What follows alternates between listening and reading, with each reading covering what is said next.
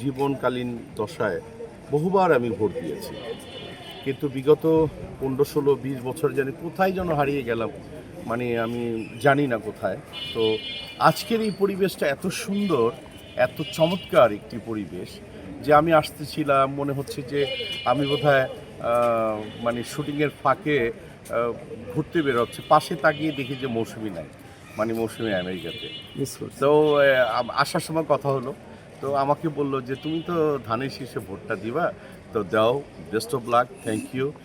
আর আমি তো ওপেন ভাই, আর প্রতিটা মানুষের ওপেন থাকা ভালো, যে দলে আমরা করি না কেন, সবার আগে দেশ। আচ্ছা, এই যে এইটা স্কিনটা যদি কাটি, লাল রক্ত বেরোবে। আমি মুসলমান, আলাদা কোনো রক্ত, হিন্দুর কোনো আলাদা রক্ত, খ্রিস্টানের আলাদা রক্ত, একই পরিবারের কেউ আওয়ামী লীগ করবে, কেউ বিএনপি করবে, কেউ জাতীয় পার্টি করবে, পৃথিবীর সব দেশেই এরকম আছে, প্রতিটা ফ্যামিলি। তো কেন আমরা হানাহানি, রেষারেষি, আমরা একে পছন্দ করব না, ওকে আমরা গালি দিব, এগুলি থাকাটা একদমই ঠিক। আমার মনে হয় যে আমরা যে দলটাই করি না কেন, চমৎকার করে কিছু মানে রোমান্টিক সংলাপ হবে, রোমান্টিক গল্প হবে, রোমান্টিক খুনসুটি হবে, এটাই তো বাংলাদেশ হওয়া উচিত। নায়াসিনামাইড ও স্যালিসাইলিক সমৃদ্ধ লিলি ফেস ওয়াশ যা ফেসের ডেড স্কিন সেল দূর করে দেয় দ্বিগুণ ফাস্টার ব্রাইটেনিং। সিনিয়র সিটিজেন হয়ে গেছি বাংলাদেশে, আর কতদিনই বা বাঁচবো। একটা চমৎকার বাংলাদেশ দেখতে চাই।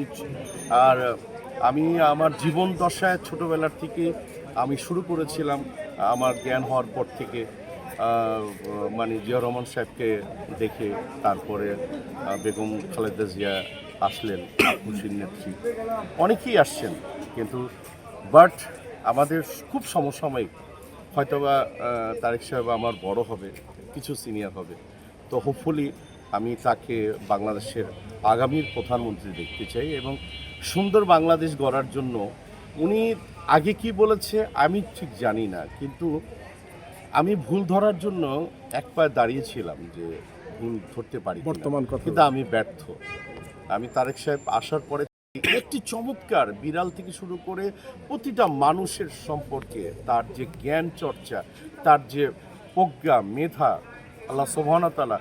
আর সাইমাকে দেখে মনে হয় যে এই মেয়েটা বোধহয় আমারই। তো যাই হোক, মানে যারাই ক্ষমতায় থাকুক এবং ক্ষমতার মিনিস্টার অবদে থাকুক না কেন, সবার কাছে একটা জিনিস বলবো, আমরা দেশকে করতে হবে। এবং দিন শেষে কিন্তু আমি খুব লাউড না, আমি যে দাঁড়ে দাঁড়ে ভোট চাইছি, অমুক করছি তমুক করছি, আমি নীরবে নিভৃতে আমি আমার দলের জন্য ভোট চাই, কিছু প্রিয় মানুষের জন্য ভোট চেয়েছি। হ্যাঁ, সেই প্রিয় মানুষটা মানে হতে পারে আমার কাছের, হতে পারে দূরের।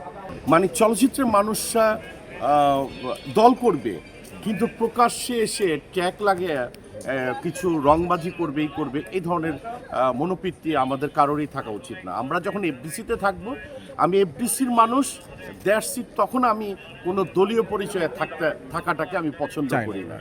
আমি চলচ্চিত্রের কর্মী, ওই ট্যাগটা লাগিয়ে এফডিসিতে ঢুকতে হবে। কিন্তু এফডিসিতে ঢুকে আমি অমুক, আমি তমুক, নিজস্ব বাপের পরিচয় নেই, মায়ের পরিচয় নেই, কিন্তু আমাদের এফডিসিতে ঢুকে আমাদের বাবার পরিচয় থাকতে হবে, মায়ের পরিচয় থাকতে হবে। এবং আমি যে ওমর সানি, কিংবা আপনি যে একজন পরিচালক, আপনি যে একজন প্রডিউসার, আপনি যে একজন প্রোডাকশন ম্যানেজার, আপনি যে মানে ফিমেল আর্টিস্ট, আপনি মেল আর্টিস্ট, এইটা যেন থাকে, আর্টিস্ট টেকনিশিয়ান আমরা এক হয়ে। এবং এটা যেন না হয় যে ও তো এই দল করে, একে ধরা যাবে না, ও তো এই দল করে, নো, এটা করা যাবে না, এটা করা যাবে না। চলচ্চিত্রের জন্য, চলচ্চিত্রের সুন্দর সোনালী যুগের মানুষ আমরা, আপনারা বলেন, সেই সোনালী যুগের মানুষ হিসাবে যদি বলি, আমি আবার আর একটা সোনালী স্বপ্ন দেখি এবং বাস্তবায়ন যেন হয়, সেটি আশা করি। অনেকে মৌসুমীর কথা বলে, তুমি তো নাম বলো না, আমি বলে দিলাম, মৌসুমীর কথা বলে, তো চেয়েছিল, কিন্তু এই এক্সপ্লেইনটা আমি টুডে অ্যান্ড টুমরো আমি করবো। মৌসুমীর বিষয়ে আমি এখন কথা বলবো না, আমি করবো ইনশাল্লাহ। অনেকে অনেক প্রভাকাণ্ড বলে, এখন তার ভালো লাগার জায়গাটা যদি সে যদি চেঞ্জ করে আসতেই পারে, এবং তার ব্যক্তিগত ব্যাপার। এই আশাটা যেন খুব সাহি হয়, সুন্দর হয়, মজবুত হয়, নিজের স্বার্থে নয়।